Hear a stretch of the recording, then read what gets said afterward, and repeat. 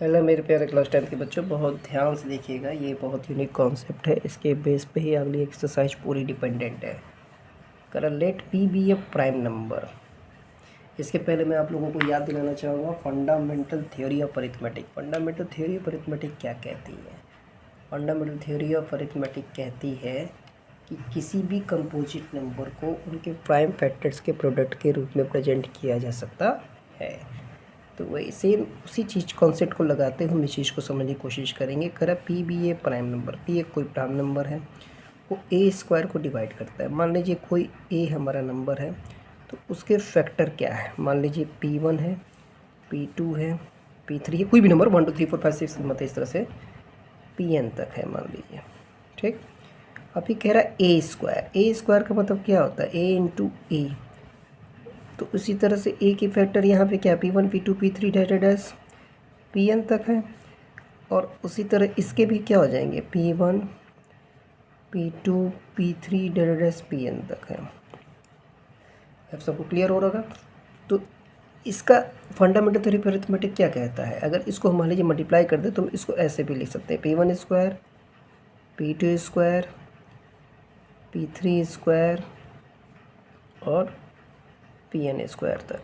ये अब क्या कहता है? इसका मतलब ये होता है, फंडामेंटल थ्योरी ऑफ अरिथमेटिक कहता है P1 स्क्वायर ए स्क्वायर को भी काट रहा होगा, P2 स्क्वायर ए स्क्वायर को भी काट रहा होगा, P3 स्क्वायर ए स्क्वायर को भी काट रहा होगा। अब यहाँ से पकड़िए, जब मैंने यहाँ पे देखा, अब ये पहले ही बोला है कि p b prime numbers, p कोई एक प्राइम नंबर जो ए स्क्वायर को काट रहा है, यानी जैसे P1 into P1, P2 into P2, P3 into P3, Pn into Pn, यानी ये ए स्क्वायर के सारे प्राइम फैक्टर हमने ले लिए। अब अगर P इसको काट रहा है, P इसको काट रहा है, सिंपल सी बात है, ए स्क्वायर, यानी इसी के बीच में कहीं, इसी के बीच में कहीं P इंटू पी भी आ रहा होगा, P इंटू पी भी आ रहा होगा।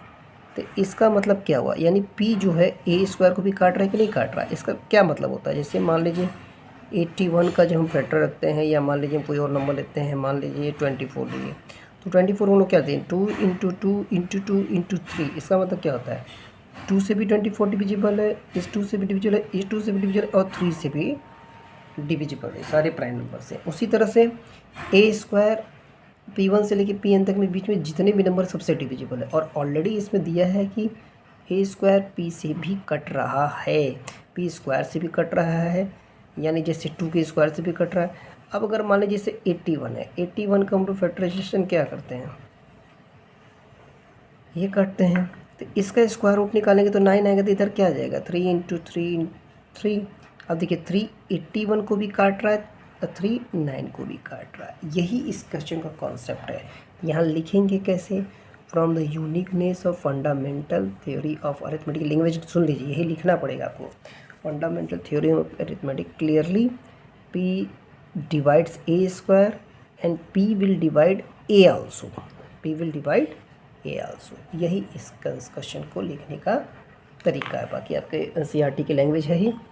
ठीक, अब देखिए इसी बेस का यूज करके हम लोग प्रूव करेंगे कि √2 is a prime number, is an irrational number. ये हम लोग प्रूव करेंगे। बहुत ध्यान से देखना है बच्चों,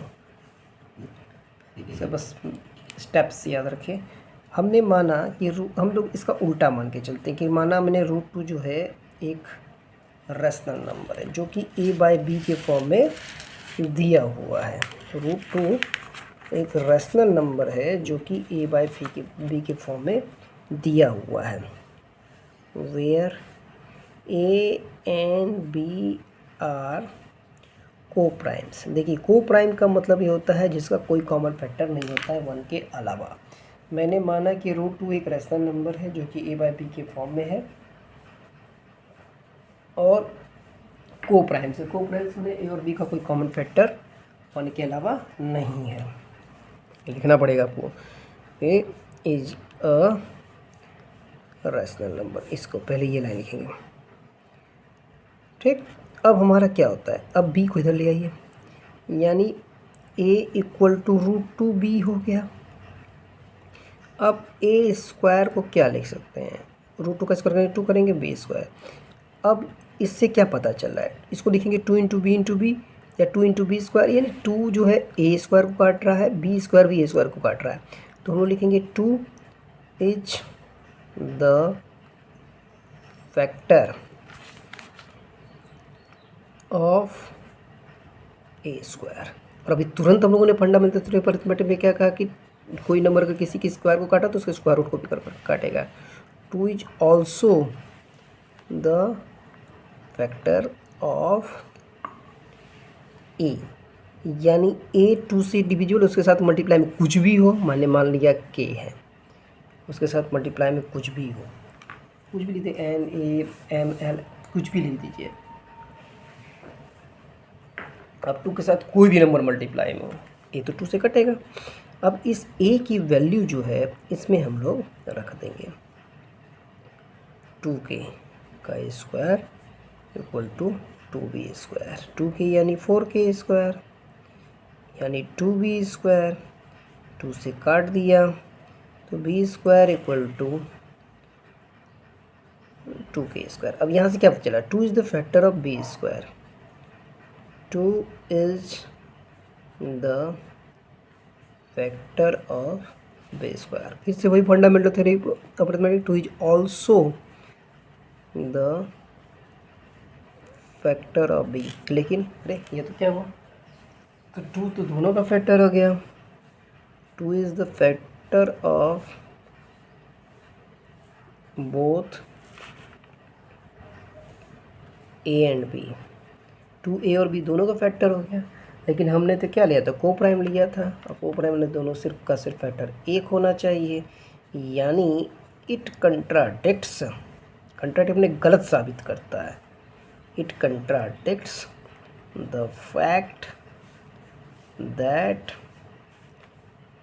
√2 इज अ रैशनल नंबर। हमने को प्राइम को गलत साबित करते, यानी रैशनल भी गलत हो गया, therefore √2 is an irrational number, irrational number. आप सबको क्लियर हो गया होगा। इसी तरीके से √3 करेंगे और अगले वीडियो में पूरे एक्सरसाइज हम लोग सॉल्व करेंगे। Thank you.